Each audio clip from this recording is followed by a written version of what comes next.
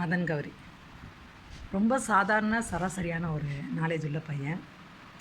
ஏதோ ஒரு காலகட்டத்தில் என்னமோ சொல்கிறாங்க, ஜியோ வந்து ஃப்ரீயாக நெட்டு நிறையா கொடுத்தாப்புல, அதை என்ன செய்கிறேன் பசங்க இதெல்லாம். அப்போ யூடியூப் நிறையா பார்க்க ஆரம்பித்தாங்க. மதன் கௌரி வீடியோஸ் வியூஸ் வச்சு அது இதுன்றாங்க. ஆரம்ப காலத்தில் மதன் கௌரியோட யூடியூப் சேனலில் வந்த வீடியோஸ்லாம் ஓகே, சரிங்களா. ஒன்றுமே தெரியாத பசங்களுக்கு ஏதோ அவர் ஒவ்வொரு விஷயத்தை எடுத்து சொல்லிகிட்டு இருந்தார். நியூஸ் பேப்பர் வாசிக்கிற மாதிரி. எங்கள் பள்ளிக்கூடங்களில் காலையில் வந்து எல்லோரும் நிற்பம்ல ப்ரேயருக்கு. அப்போ வந்து அன்னைக்கு உள்ள தலைப்புச் செய்திகள், முக்கியமான செய்தியாக வந்து வாசிப்பாங்க. அது மாதிரி அவர் வந்துட்டு போனது ஓகே. இன்றைக்கி அவர் ஒரு பெரிய யூடியூபரு. அப்போ அவர் அலச வேண்டிய விஷயங்கள் நிறையா இருக்குது. நிறையா டீட்டெயில் கொடுக்கணும், ஆள் வச்சு பண்ணணும். அவருக்கு ரெவென்யூ ரொம்ப அதிகமாக வந்துட்டுருக்கு. ஒரு கூட்டு முயற்சியாக பண்ணுறாங்களா நிறையா யூடியூபர்ஸ் வந்து 5 பேர் இப்படி இருப்பாங்க, 5 பேர் 6 பேர் வச்சுட்டு கூட்டு முயற்சியாக பண்ணிகிட்ருப்பாங்க. அது வெறுமனே கேமராக்காண்டி சொல்ல, அதாவது எடிட்டு அந்த மாதிரி விஷயத்துக்காண்டி இல்லை. இது சோர்ஸ் தேடுறது, ஒரு விஷயம் பேசுகிறதுக்கு சோர்ஸ் தேடுறதுக்குன்னே 2 பேர் இருப்பாங்க. அந்த மாதிரிலாம் கஷ்டப்பட்டு சோர்ஸ் தேடி அதை கரெக்டாக கிட்டத்தட்ட 1 மணி நேரம் பேசுகிற விஷயத்தை 1/2 மணி நேரம் பேசுகிற மாதிரி சுருக்கி பேசி கடற்கடன்னு பேசணும், தெளிவாக பேசணும், சுருக்கமாக பேசணும். இந்த மாதிரி நிறைய விஷயங்கள் இருக்குது. இது வரைக்கும் மக்கள் பெரிய அளவில் கேள்விப்படாத விஷயங்களை பேசுகிறது, இந்த மாதிரி நிறையா இருக்குது. மதன் கௌரியோட வீடியோஸ்லாம் பார்த்தீங்கன்னா ஆல்ரெடி எல்லோரும் மென்று துப்புன நியூஸாக இருக்குது. ஒரு பபிள் காம் எடுத்து ஃப்ரெஷ்ஷாக சாப்பிட்டுட்டு அப்படி ஓரமாக ஒட்டிட்டோன்னு வச்சுக்கோங்க, அதை எடுத்து மெண்டா எப்படி இருக்கும்? ஒன்றுமே இருக்காது பப்ளிகானில், அதை எடுத்து மெண்டா மாதிரியே இருக்குது. நேற்று தான் அந்த நியூஸ் வந்துச்சுன்னு நினைக்கிறேன். நேற்று முந்தானே தான் டக்கு டக்குன்னு எனக்கு மறந்து போகுது. அடுத்தடுத்து புதுசாக நியூஸ் இருக்கனால சென்னையை சேர்ந்த ஒரு முஸ்லீம் வந்து அவரோட ஆளுக்க 3 பேர் மாட்டிக்கிறாங்க டெல்லியில் போதை கடத்தலுக்காண்டி. 2000 கோடி மதிப்புள்ள போதைப் பொருளை கடத்தியிருக்காங்க. அதில் முக்கிய புள்ளி மெயினான ஆளே சென்னையில் வந்து ப்ரொடியூசராக இருக்கிறவர். அவருடைய ப்ரொடியூசர்லாம் அவருடைய தயாரிப்பில் தான் இவர் படம் எடுத்திருக்காரு. நம்ம இறைவன் மிகப்பெரியவன் அப்படின்னு படம் அமீர் எடுத்திருக்காரு.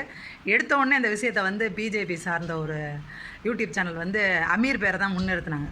அமீர் மாட்டிக்கிட்டாருன்ற மாதிரி அந்த சம்மந்தப்பட்ட மெயின் குற்றவாளியை பற்றி பேசாமல் சம்மந்தமே இல்லாமல் அமீரை பற்றி பேசியிருந்தாங்க. ஏன்னா அமீர் வந்து பிஜேபிக்கு எதிராக நிறைய கருத்துக்கள் வச்சுருக்காரு. அதனால அது ரொம்ப பெரிய அநியாயங்க. ஒரு கலைஞன் அவனோட திறமை எதையுமே அவனோட என்ன சொல்கிறது சுயமரியாதை நேர்மை இந்த எல்லாத்தையும் தூக்கி போட்டு ஒரு பேரை கெடுக்கிறதுக்காண்டி ஒரு வீடியோ போடுறாங்கன்னா அது அக்கிரமமான செயல். அதை பார்த்துட்டு தான் நான் சின்னதாக ஒரு இது போட்டிருந்தேன், அதையும் டெலீட் பண்ணிட்டேன். ஏன்னா ஒரு நாய் நரி பார்க்க மாட்டேன். நம்ம எங்கேயோ காட்டுக்குள்ளே நின்று கத்துற மாதிரி தான் இருக்குது. ஒரு மொக்கையான நியூஸ் எதுக்கு நான் திருப்பி அதை சொல்ல உங்களுக்கு தான் கோவம் வரும். இது காலத்தின் கோலம் சொல்லணும்.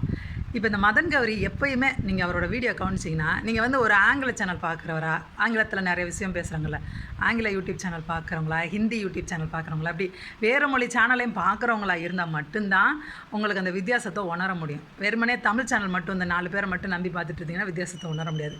அதுக்கு மேலே நீங்கள் வித்தியாசத்தை உணரணும்னா நம்ம தமிழ் பொக்கிஷன் விக்கி, மிஸ்டர் ஜிகே, சயின்டிஃபிக்கு ஃபேக்டாக என்னமோ ஒன்று அந்த சேனலில், A2D, இந்த மாதிரி நிறையா சேனல் இருக்குது. A2D வந்து ஒரு இது பற்றி போடுறாங்க, எலக்ட்ரானிக் ஐட்டம் அதை பற்றி போட்டுட்ருக்காப்புல.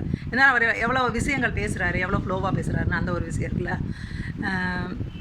இன்னொரு தம்பியும் எலக்ட்ரானிக் பற்றி போடுவார், முஸ்லீம் தம்பி. அது வந்து டீட்டெயில் கிடச்சிருக்கும். இந்த மாதிரி இந்த மதன் கௌரி எதெல்லாம் முக்கியமாக பேசணுமோ அந்த விஷயங்களை தொடுறதே கிடையாது, எதுவும் தேடுறதே கிடையாது. ஆல்ரெடி ஜனங்கள்கிட்ட போய் சேர்ந்து இவர் என்ன பண்ணுறாருன்னா இவர் எதையுமே தேடுறதில்ல, கூகுளில் எதுலேயுமே தேடாமல் ஏற்கனவே வீடியோ போட்டிருக்காங்க பார்த்தீங்களா, அவங்க வீடியோக்களை எல்லாம் பார்த்துட்டு அதுலேருந்து குறிப்பெடுத்து கடன் பேசுகிறாப்புல. அதுவும் ஒரு சினிமேட்டிக்காக இருக்குது. அவரோட பாடி லாங்குவேஜ் வந்து ஒரு சினிமா தரமாக இருக்குது, ஒரு ஹீரோயிசமாக இருக்குது. பார்க்குற பசங்க எல்லாருமே 2K கிட்ஸ் தான் அதிகமாக இருப்பாங்கன்னு நினைக்கிறேன். கண்டிப்பாக நாலேஜ் உள்ளவங்க அவரோட வீடியோ பார்க்க மாட்டாங்க. சும்மா காச்சும் பார்க்குறவங்களும் இருப்பாங்க, என்ன தான் பேசி வச்சுருக்கான் பார்ப்போம் அப்படின்னு பார்க்குறவங்களும் இருக்காங்க. அவாய்ட் பண்ணுங்கள், இந்த மாதிரி ஆளுக்களை அவாய்ட் பண்ணுங்கள். அவங்க ஒர்த்தே கிடையாதுங்க, அவங்களோட வீடியோஸ்லாம் ஒர்த்தே கிடையாது. அவங்க அந்த காசை நானும் ஏற்கனவே சொல்லியிருக்கேன், நீங்கள் வந்து ஆள் போட்டு ஒரு விஷயத்தை நல்லா அனலைஸ் பண்ணி போடுங்க, புதுசாக போடுங்கன்னு. அது மதன் கௌரி நினைக்கிற மாதிரி தெரில. அவருக்கு வர்ற வருமானம் ஃபுல்லாக அவரே எடுத்துக்கணும்னு நினைக்கிறாரு. அதோட விளைவு தான் இந்த மாதிரி வீடியோஸ். யாருக்கும் பங்கு இருக்கக்கூடாது, இது முழுக்க நம்மளாக இருக்கணும் அப்படின்னு. இப்போ இது என்னோடய வீடியோஸ் ஃபுல்லாக என்னோட இதுதான், என்னோடய மைண்டு. நான் தான் கையில் ஃபோன் பிடிச்சிட்ருக்கேன், நான் தான் எடிட் பண்ணுறேன், எல்லாமே முழுக்க என்னோடய உழைப்பு தான். அதே மாதிரி தான் மதன் கௌரி பண்ணிகிட்ருக்காரு. இப்போ வேணால் அந்த எடிட் பண்ணுறதுக்கு வேணால் ஆள் போட்டிருக்காரா என்னன்னு நமக்கு தெரியாது, பின்னாடி யார் ஹெல்ப் பண்ணுறான்னு தெரியாது. ஆனால் இவர் வந்து வர்ற வருமானத்தை அப்படியே நம்மளே லபக்கிக்கணுன்றனால உப்பு சப்புலாத நியூஸ்லாம் போட்டுட்ருக்காரு. நீங்கள் நிறைய வியூஸ் கொடுத்து அவருக்கு வருமானம் சேர்த்துட்டே இருக்கீங்க. இதுக்கு விழிப்புணர்வு எப்போ வரப்போகுதுன்னு எனக்கு தெரியல.